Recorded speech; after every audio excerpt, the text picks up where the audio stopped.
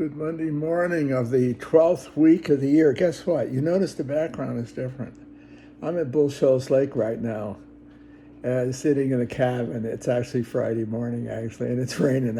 Or I wouldn't be making this video right now. I'd be out of my boat. Well, I'm getting lazy in my old age.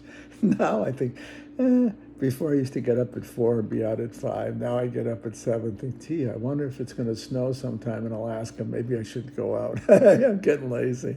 I don't have the energy I used to have. It's really true. It's an interesting experience for me. I'll share that thought with you, and then I get on with the text. But it's interesting as I've gotten older, a lot of the energy and passion of the things I so love doing are now diminished.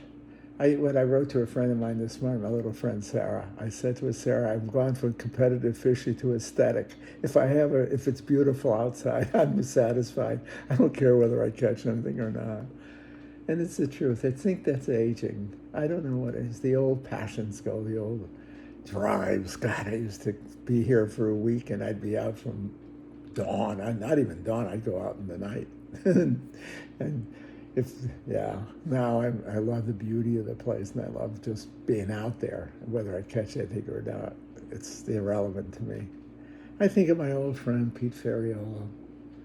God, I think of Pete a lot. He's much older than me. He's dead now, 30 years. Pete was an avid fisherman, a superb fisherman back in Connecticut. A friend of my father's. He was Pete the barber. He was a barber. And he had a boat. He had a fishing boat. Beautiful thing. God, I wish I could have bought it from his estate. I wanted to, but they'd already sold it after he had died 30 years ago. Pete, at the end of his life, when he was old, I remember he was 30 years older than I was, at least 30 years older, he used to like to just go out on his boat and sit in it. And there's something aesthetically wonderful about it. And he's my model, because he was a superb bass fisherman, striped bass, ocean fishing. And Pete was a true fisherman, and I have to say, I remember him with such affection and honor and respect. And now he became a model for me because I sit in my boat too, and I'm casting, I'm fishing, but I'm fishing aesthetically, I'm not fishing competitively. If I catch him, I do, I don't. He used to like just sit in his boat, and I think that's what I like to do, just sit in my boat. I think that comes with aging. You become less fierce about the things of life, and more aesthetically grateful for the beauty of life itself. I think so. Anyway, today's reading is a good one. I buy it hook, line, and sinker too. It's a good piece of counsel. All through this week, it's Matthew's counsel. It's our Lord's sayings, but by and large, almighty, they're powerful. And he says this: stop judging and you'll not be judged. For as you judge, so will you be judged. Boy, do I take that seriously. See, the measure with which you measure will be measured out to you. Why do you notice the splinter in your brother's eye? You got a wooden beam in your own. How can you say to your brother, let me remove this splinter from your eye while the wooden beam is in your own? You hypocrite, remove the wooden beam in your own eye first. Then you'll see clearly to remove the beam from your brother's eye. It's really right. It's just good counsel. Yeah. I think what a life has taught me is the truth of that proposition, that saying by our Lord. In order to help another, you have to recognize your own flaws, your own faults, your own sinfulness.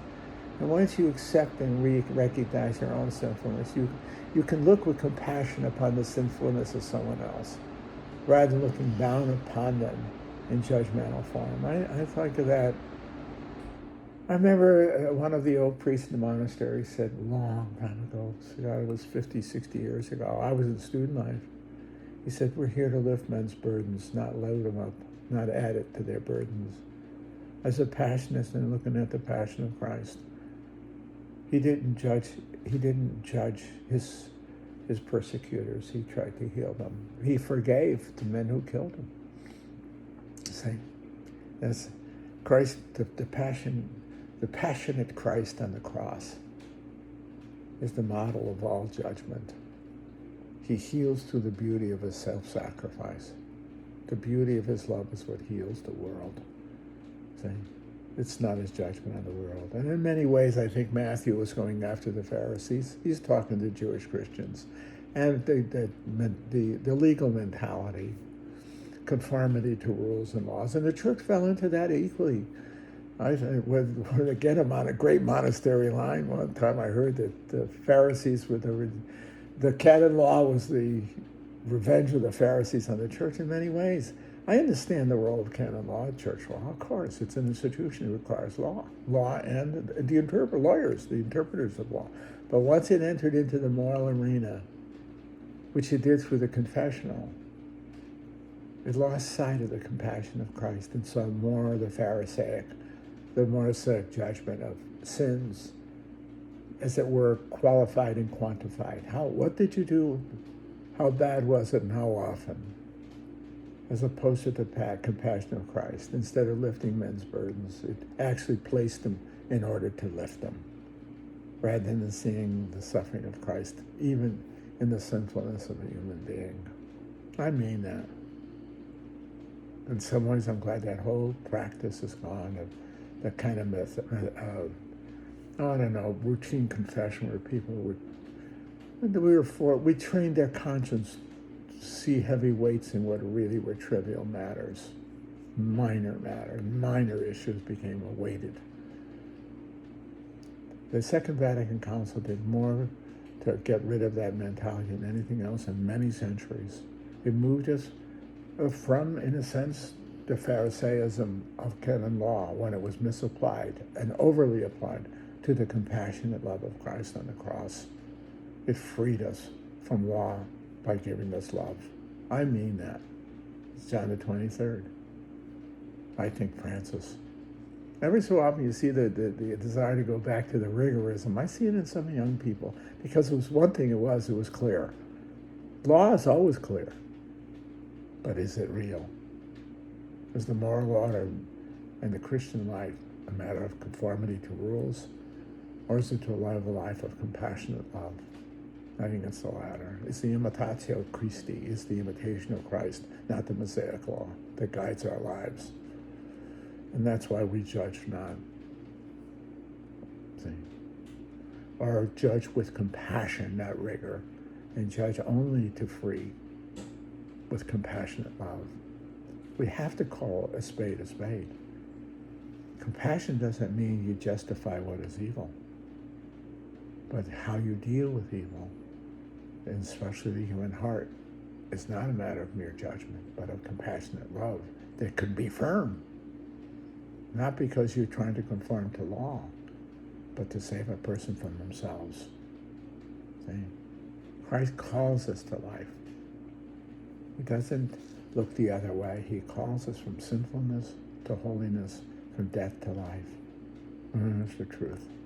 So we have to call a spade, but it's how we call it.